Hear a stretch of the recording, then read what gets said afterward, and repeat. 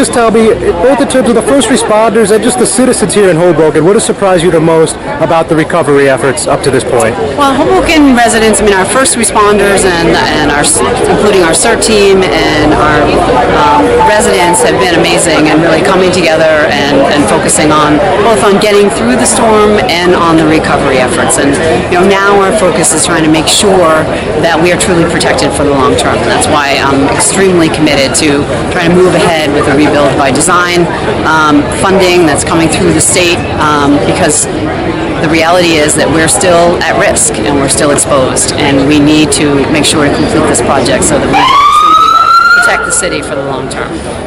What do you think was most critical in helping people out when the storm was taking place, and in the immediate aftermath too? I think it was the community. I think it was our first responders, but I also think it was the community, residents helping residents and really being there for each other. There's story after story of residents really being there for each other and helping each other through the storm. Here at the City Hall talking about the resiliency of the Biosphere City ever since Hurricane Sandy. So in terms of the recovery of the city, what impressed you the most by the residents of Hoboken?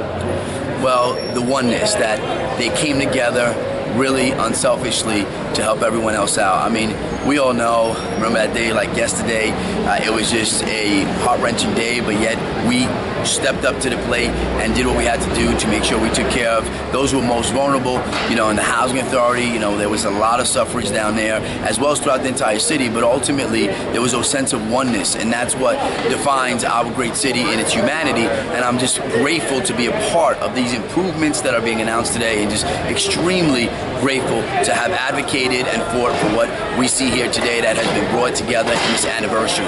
So Anthony, someone with a big background in policing, public safety, what do you think has been most impressive in the terms of the first responders and the whole Hoboken community since Hurricane Sandy 2 years ago?